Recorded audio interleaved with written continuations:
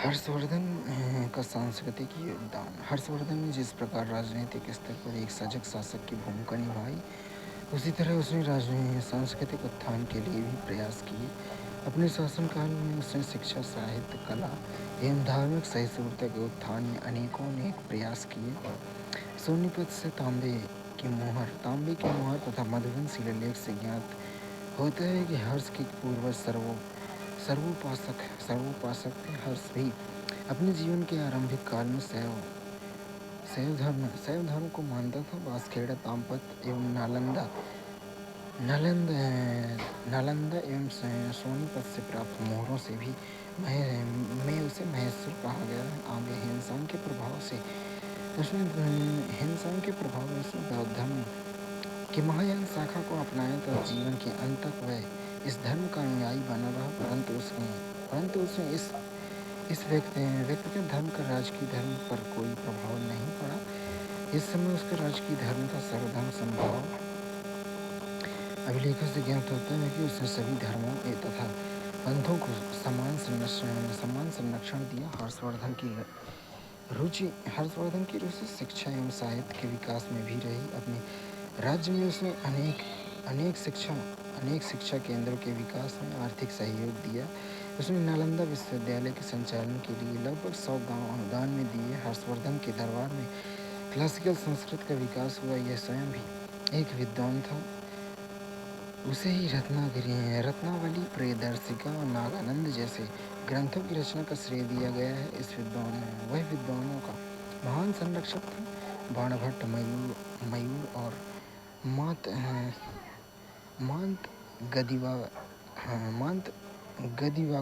मांत गदिवाकर आदि उनके दरबार में महत्वपूर्ण विद्वान थे। बाणभट्ट उसके दरबारी कवि थे। उन्होंने हर्षचरित और कादम्बरी की रचना की। मयूर ने सूर्य शतक नाम से 100 श्लोकों का संग्रह लिखा। मातंग दिवाकर की रचना के बारे में ज्ञान नहीं हो पाया। हिंसा में हर्षवर्धन के लोक कल्याणकारी कार्यों का भी वर्णन किया है, जिसमें उसने उल्लेख किया कि हर्ष के सड़कों की सुरक्षा का प्रबंध किया तथा इसके लिए पुलिस एवं गुप्तचर की व्यवस्था की। यात्रियों की सुविधा के लिए उसने जगह जगह विश्रामालय भी बनवाए। यद्यपि इसी काल में राजकीय यात्री हेनसांग के 2 बार लूटने का उल्लेख भी उसकी यात्रा विवरण में मिला है। इसका कारण माना जा सकता है कि अन्य क्षेत्रीय राज्यों में कानून व्यवस्था की समस्या होगी। हर्ष को एक महान निर्माता भी माना जाता है। उसके काल में अनेक विहार, चैत्य मंदिर का निर्माण किया गया था। हर्ष ने कन्नौज की सभा में भव्य बुद्ध मूर्ति को प्रतिष्ठित किया। आधुनिक शाहाबाद जिले में मुंडेश्वरी का अष्टकोणीय मंदिर, रायपुर जिले का राम लक्ष्मण मंदिर, कन्नौज का संघाराम तथा नालंदा में 100 फीट ऊंचे पीपल के विहार के निर्माण का श्रेय हर्ष को ही है। उसकी दानशीलता की प्रशंसा भी चीनी यात्री करता है। हिंसांग के विवरण से ज्ञात होता है कि वह प्रत्येक 5 वर्ष में वर्तमान उत्तर प्रदेश के प्रयाग में एक धर्म संसद का आयोजन करता था, जिससे वह सभी धन को दान कर देता था। इस प्रकार वह एक प्रकार की अपरिग्रह के सिद्धांत का संदेश प्रजा को देता था। इस प्रकार हर्ष अपने काल में एक विलक्षण सांस्कृतिक व्यक्तित्व के रूप में सामने आता है। हर्षवर्धन की उपलब्धियां। साम्राज्य निर्माण। शासक बनने के पश्चात हर्ष ने दिग्विजय के लक्षण को प्राप्त करना चाहा तथा उसने गुप्तों की उपलब्धियों को पुनर्जीवित करने का प्रयास किया। हिंसांग के विवरण में यह ज्ञात होता है कि 606 ईस्वी से 612 ईस्वी के बीच उसने सफलतापूर्वक पूर्वी अभियान तथा पश्चिमी अभियान को पूरा किया। फिर 612 ईस्वी तथा 618 ईस्वी के बीच उसने अपने आप को प्रशासनिक पुनर्गठन में लगाया। तत्पश्चात 618-627 ईस्वी के बीच उसने संभवतः बंगाल और सिंध बंगाल और सिंध के विरुद्ध सफलता पाई। 630 ईस्वी में उसने पल्लवी के शासक सूरसेन बालादित्य को पराजित किया, परंतु उसने अपने प्रभाव क्षेत्र में ले आया तथा अपना संबंधी बना लिया। यहाँ उसका उद्देश्य ध्रुवसेन को पुलकेशिन द्वितीय के प्रभाव क्षेत्र से बाहर निकालना था। अंततः इस घटना की स्वाभाविक परिणति हर्ष और पुलकेशिन द्वितीय के बीच एक युद्ध में हुई। इस युद्ध में हर्ष की हार हो गई। अंततः हर्ष ने दक्षिण की ओर जाने की महत्वाकांक्षा त्याग दी। फिर हर्ष ने 635 से 636 ईस्वी में कश्मीर की ओर अभियान कर कश्मीर के शासक को पराजित किया तथा कश्मीर के एक स्तूप में बुद्ध का दांत उठाकर लाया। 640 ईस्वी में उसने उड़ीसा को जीत लिया। फिर 641 ईस्वी में उसने मगध को जीतकर मगधाधिराज की उपाधि धारण की। इस प्रकार हर्ष ने उत्तर भारत में एक बड़े क्षेत्र को एक साम्राज्य के अंतर्गत संगठित किया।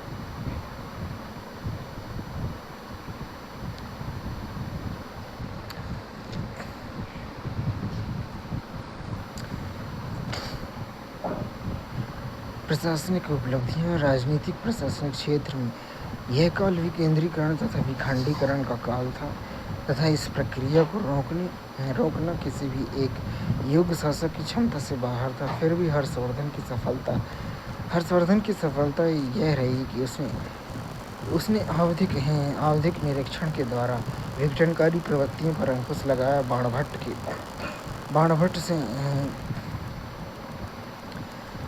बाणभट्ट से प्राप्त यह सूचना मिलती है कि वह समय समय पर विभिन्न क्षेत्रों का दौरा करता था तथा अधिकारियों एवं सामंतों की गतिविधियों का निरीक्षण करता था। उसके काल में कानून व्यवस्था की स्थिति अच्छी थी। इस तथ्य की पुष्टि हेनसांग के विवरण से भी मिलती है। सांस्कृतिक उपलब्धियों में धार्मिक उद्भव। उसके पूर्वज शैव थे। वह स्वयं पहले शैव था, किंतु हेनसांग के प्रभाव में वह बौद्ध धर्म ग्रहण करता है। तब भी अन्य पंथों के प्रति उसकी दृष्टि उदार बनी रही। लोक कल्याणकारी कार्य में सड़कों का निर्माण, सुरक्षा का प्रबंध, कुएं एवं तालाब के विकास आदि का विकास, सड़कों के किनारे छायादार वृक्ष लगवाया आदि। शिक्षा एवं साहित्य में नालंदा विश्वविद्यालय के संरक्षण के लिए 100 गांव अनुदान दिए गए। वह स्वयं एक बड़ा विद्वान था। उसे रत्नावली, प्रियदर्शिका और नागानंद जैसे ग्रंथों की रचना का श्रेय दिया जाता था। फिर वह विद्वानों का महान संरक्षक था। उसके दरबार में बाणभट्ट एवं मयूर जैसे महत्वपूर्ण विद्वान रहते थे। बाणभट्ट ने हर्षचरित, कादम्बरी और चंडी शतक की रचना की। मयूर ने सूर्य शतक की रचना की। कला में हर्ष ने अनेक मंदिर, स्तूप, विहार बनाने का श्रेय दिया जाता है। उदाहरण के लिए मुंडेश्वरी का मंदिर, राम लक्ष्मण मंदिर तथा कन्नौज का संघाराम बनाने का श्रेय हर्ष को ही है। सीमाएं। यद्यपि हर्ष ने एक बड़े क्षेत्र पर विजय प्राप्त की, परंतु उसका वास्तविक नियंत्रण अपेक्षाकृत एक सीमित क्षेत्र पर ही रहा। उसने अपने एक राजनीतिक प्रतिद्वंदी शशांक के विरुद्ध अपने जीवन काल में पूरी तरह सफलता नहीं मिल पाई। वहीं उसने एक दूसरे राजनीतिक प्रतिद्वंदी पुलकेशिन द्वितीय के हाथों वह पराजित हो गया था। हर्षवर्धन के काल में प्रशासन का ढांचा आधिकारिक सामंती होता था। हर्ष के अंतर्गत न केवल दूरस्थ क्षेत्रों वरन मुख्य क्षेत्र में भी सामंतों को स्थापित किया गया। इस प्रकार वह विद्वान और लेखक के रूप में भी हर्ष की उपलब्धियों पर प्रश्न चिन्ह लगा हुआ है। एक दूसरे मत के अनुसार हर्ष की उपलब्धियों को रचने का वास्तविक श्रेय धावक नामक किसी विद्वान को है।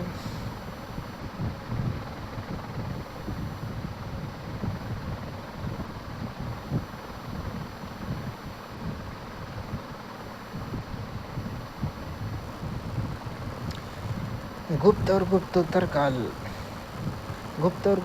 काल में बाह्य विश्व के साथ भारत का मध्य एशिया से गहरा संपर्क रहा था।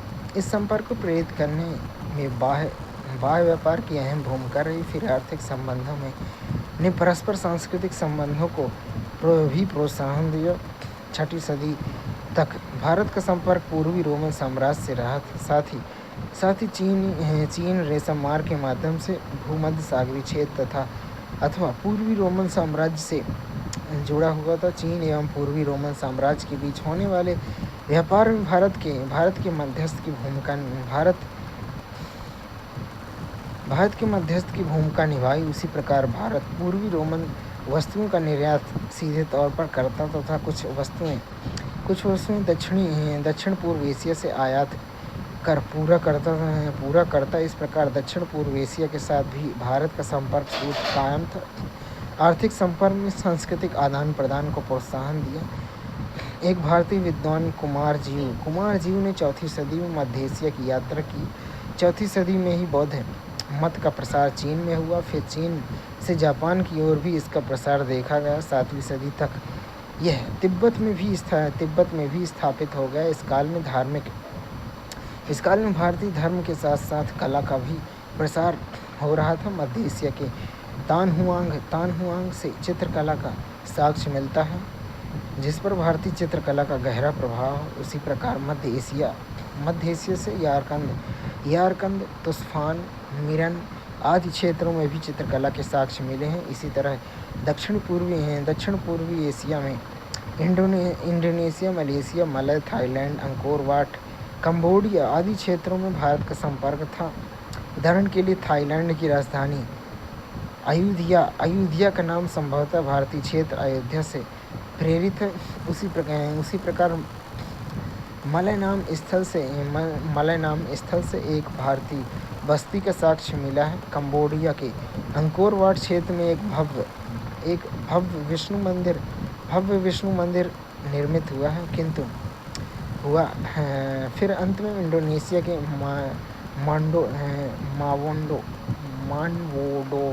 मानवोडो में एक विशाल बौद्ध मठ स्थापित है। उपयुक्त तथ्य से सिद्ध करते हैं कि दक्षिण पूर्व एशिया के देशों में भारत का गहरा सांस्कृतिक संपर्क रहा था।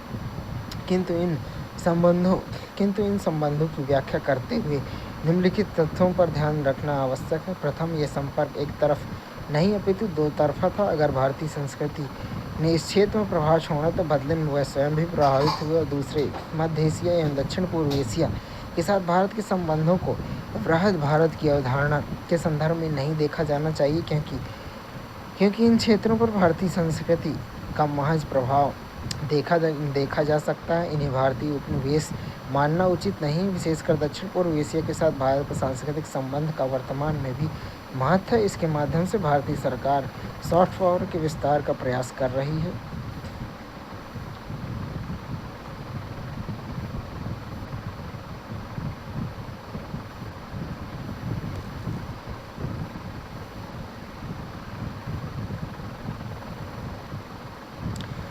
गुप्तोत्तर काल, क्षेत्रीय राज्य उत्तर पश्चिम, उत्तर तथा दक्षिण। गुप्तोत्तरकालीन राजनीतिक परिदृश्य की विशेषता रही। छोटे सार्वभौम राज्यों का अस्तित्व में आना। इस काल में किसी ठोस राजनीतिक सत्ता केंद्र में नहीं होने के पीछे सर्वाधिक तार्किक कारण था। प्रशासन के विभिन्न क्षेत्रों में सामंतवादी पद्धति का प्रचलन आना। बहरहाल हर्ष की मृत्यु तथा दिल्ली सल्तनत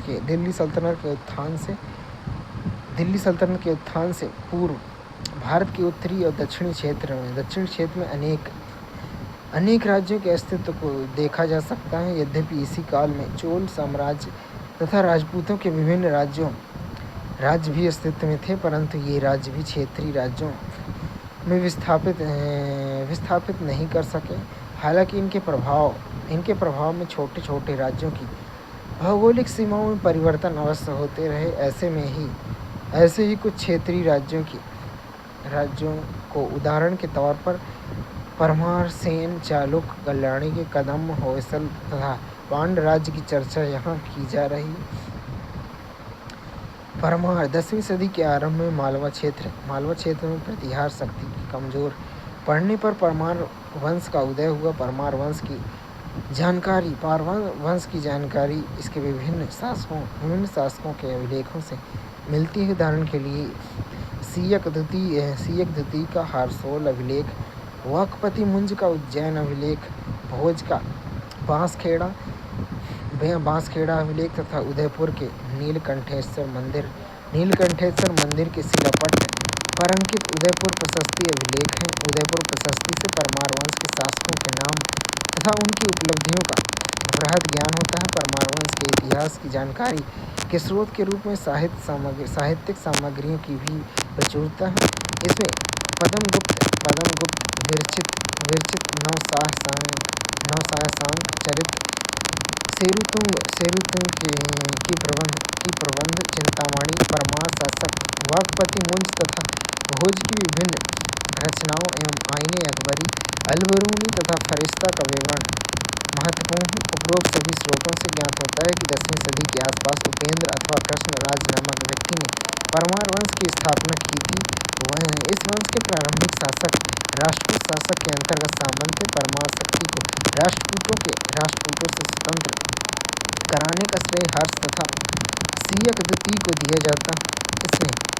इसमें मान्यखेट के राष्ट्रकूट शासक खौट्टिक को मान्यखेट तक धकेल दिया तथा एवं मान्यखेट को लूटकर विपुल संपदा प्राप्त की। इस विजय ने परमार राज्य का विस्तार नर्मदा नदी तक कर दिया। सीयक ने गुजरात के चालुक्य शासक योगराज और राजस्थान के हुओं को भी पराजित किया। ज्ञात होता है कि चंदेलों से सीयक को पराजय झेलनी पड़ी, क्योंकि खजुराहो अभिलेख में उल्लेखित है कि चंदेल शासक यशोवर्मन ने सीयक को पराजित किया था। सीयक का उत्तराधिकारी वाकपति मुंज हुआ। उसने साम्राज्य विस्तार के लिए तीव्रगामी नीति लागू की। कलचुरी सत्ता को मुंज के आक्रमण को झेलना पड़ा। इसके पश्चात मुंज ने लाट, कर्नाटक आदि राजाओं को युद्ध में हराया। उसकी सबसे उल्लेखनीय विजय कल्याणी के चालुक्य तैलभ द्वितीय के ऊपर दर्ज हुई। मेरुदंड के प्रबंध चिंतामणि के अनुसार मुंज ने तैलभ द्वितीय को 6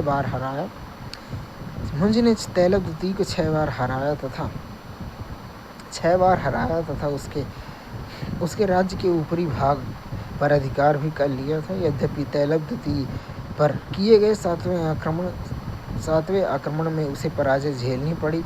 मुंज का अंतिम काल चालुक्य कारागार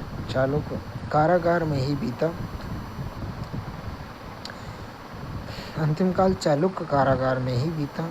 वाकपति मुंज एक विजेता होने के साथ साथ उच्च कोटि का कला मर्मज्ञ था। वह स्वयं कवि था तथा विद्या एवं कला का उदार संरक्षक था। उसी सभा में परिमल गुप्त, धनंजय, धनिक भट्ट, हलायुध, अमित गति जैसे विद्वानों का निवास था। मुंज एक महान निर्माता भी था। उसने अनेक मंदिर तथा सरोवरों का निर्माण करवाया। मुंज के पश्चात उसका भाई सिंधुराज शासक बना। उसने सहसांक तथा कुमार नारायण की उपाधि धारण की। उसने चालुक्य शासक सत्याश्रय को पराजित कर उन क्षेत्रों को पुनः प्राप्त किया जो तैलभ द्वितीय द्वारा विजित किया गया था। परमार वंश में इसके पश्चात भोज का उल्लेखनीय शासन प्रारंभ हुआ। भोज परमार वंश का सबसे प्रसिद्ध शासक था। इसके काल में राजनीतिक तथा सांस्कृतिक दोनों रूपों में परमार राज्य का उत्थान हुआ। भोज ने मुंज की विजय नीति को ही जारी रखा। उदयपुर प्रशस्ति के अनुसार उसने अनेक भारतीय राजाओं चेंदी के इंद्रनाथ, गुजरात के प्रथम जोग्गल तथा भीम लाट कर्नाट के राजाओं गुर्जर तथा तुरुस्कों से युद्ध किए। प्रशस्ति के अनुसार इन सभी युद्धों से भोज को विजय प्राप्त हुई।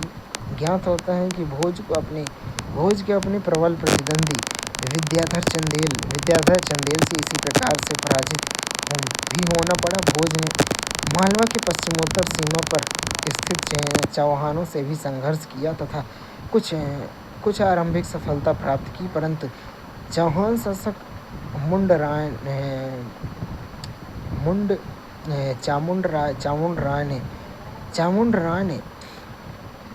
राय ने भोज के इन प्रयासों को धूमिल कर दिया। ज्ञात होता है कि अपने अंतिम काल तक भोज अपनी पूर्वोक्त उपलब्धि को अक्षुण्ण नहीं रख पाया तथा उसे भारी असफलताओं का सामना करना पड़ा। नगाई लेख के अनुसार चालुक्य नरेश सोमेश्वर द्वितीय ने धार नगरी पर आक्रमण कर इसे तहस नहस कर दिया। इसी तरह भोज के विरुद्ध चालुक्यों एवं चेदियों ने कलचुरी नरेश लक्ष्मीकरण की सफलता से संघ बनाकर भोज की राजधानी पर हमला कर दिया। इसी आक्रमण के प्रतिरोध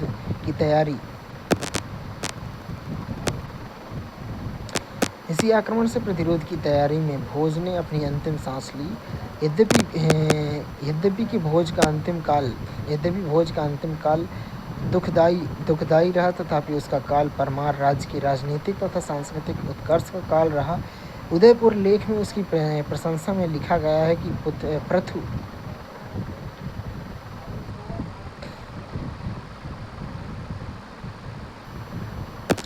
पृथु की तुलना करने वाले भोज ने कैलाश से समय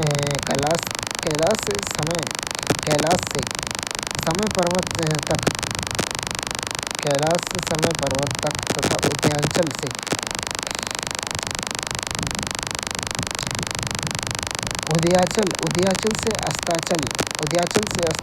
अस्ताचल तक की समस्त पृथ्वी पर शासन किया। प्रशस्ति में बताई गई भौगोलिक सीमा भले ही किसी चारण की चाटुकारितापूर्ण शब्द लीला दिखाती हो, परंतु यह तो तय है कि भोज के उत्कर्ष काल में उत्तर तथा दक्षिण की तमाम शक्तियों ने उनका लोहा माना था।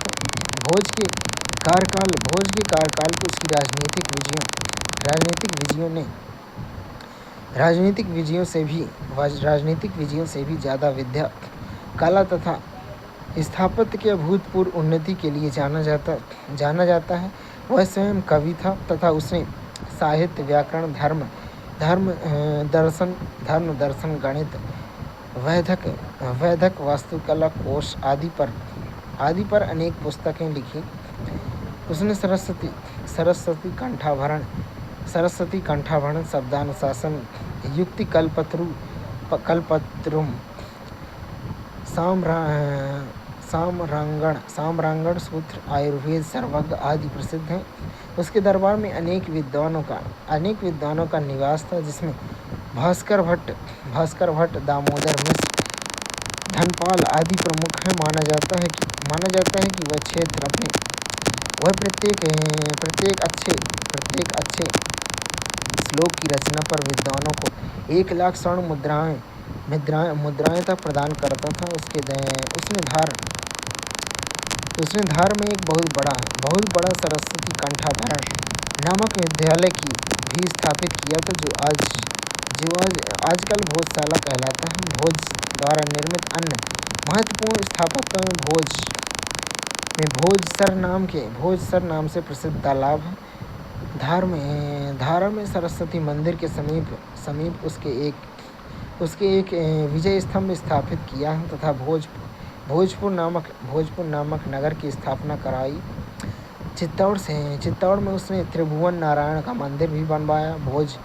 भोज परमार का शासनकाल 40 वर्षों तक विस्तृत रहा, परंतु उसकी मृत्यु के साथ ही परमार वंश के गौरवशाली इतिहास का भी अंत हो गया। भोज के उत्तराधिकारी उसके लगभग 200 वर्षों तक के शासनकाल की तरह शासन करते रहे। अंत 13वीं सदी की आरंभ में तोमर शासकों के हाथों परमार वंश का अंत हो गया। बंगाल में सेन वंश का उत्थान पाल वंश के पतनोपरांत हुआ। सेन वंशी शासक के प्राप्त विभिन्न लेखों तथा अभिलेखों से ज्ञात होता है कि वे चंद्रवंशी क्षत्रिय थे तथा उनका आदि पुरुष वीरसेन था। उस वंश के लोग मूलतः पश्चिमी आंध्र प्रदेश स्थित कर्नाट के निवासी थे। बंगाल में इसके बसने का सिलसिला पाल शासकों द्वारा इनको सेना में भर्ती किए जाने से प्रारंभ हुआ होगा। पाल शासक के अंतिम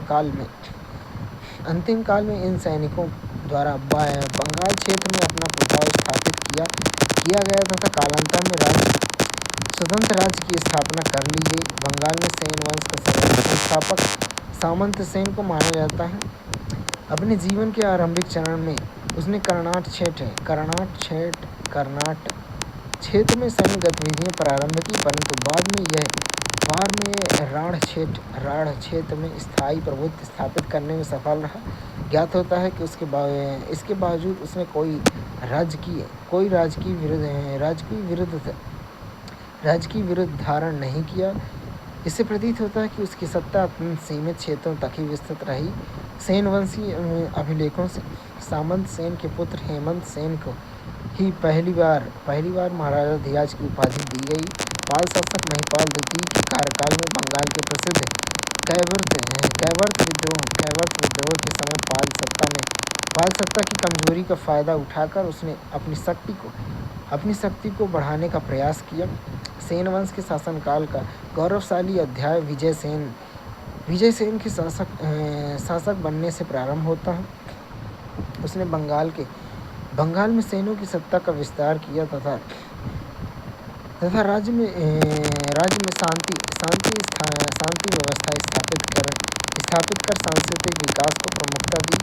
देवपाड़ा अभिलेख से इसकी विजय तथा विस्तार अभियान की जानकारी प्राप्त होती है। इसके अनुसार विजय सेन ने नेपाल, मिथिला, कामरूप तथा अन्य राज्यों पर विजय प्राप्त की। संभवतः इसने मिथिला के शासक नायदेव तथा कौशाम्बी के वर्धन नामक राजा से भी युद्ध किया। विजयसेन की सर्वाधिक महत्वपूर्ण उपलब्धि थी पाल शासक मदन पाल को पराजित करना। इस विजय के साथ ही उसका उत्तरी बंगाल पर नियंत्रण स्थापित हो गया। विजयसेन ने अपने कार्यों के अनुरूप महाराजा धीराज, परम भट्टारक, परमेश्वर जैसी उपाधियां धारण की। विजयसेन ने समुचित प्रशासनिक व्यवस्था को स्थापित की। उसने विजयपुर और विक्रमपुर नामक नगर तथा प्रद्युम्नेश्वर शिव मंदिर का निर्माण करवाया, जो कि उसके शैव मतावलंबी होने का सूचक है। उसने शिव के प्रति अपनी भक्ति को प्रकट करते हुए अतिराज वृषभ शंकर जैसी उपाधियां भी ग्रहण की। विजयसेन की उपलब्धियों का विवरण श्रीहर्ष की विजय प्रशस्ति तथा गौंडोविर्स प्रशस्ति नामक काव्य में मिलता है। सेन वंश का दूसरा सबसे प्रभावी शासक वल्लाल सेन था। उसने सेन वंश की सीमा को न केवल अक्षुण्ण रखा, बल्कि इसका विस्तार भी किया। नेहदी अभिलेख, वल्लाल चरित तथा अद्भुत सागर जैसे साहित्यिक स्रोतों से वल्लाल सेन के कार्यों का ज्ञान होता है। उसने मगध, मिथिला तथा तिरहुत पर अधिकार किया तथा पालों की सत्ता का समूल विनाश कर गौंडेश्वर की उपाधि धारण की। वल्लाल सेन के कूटनीतिक कदम उठाते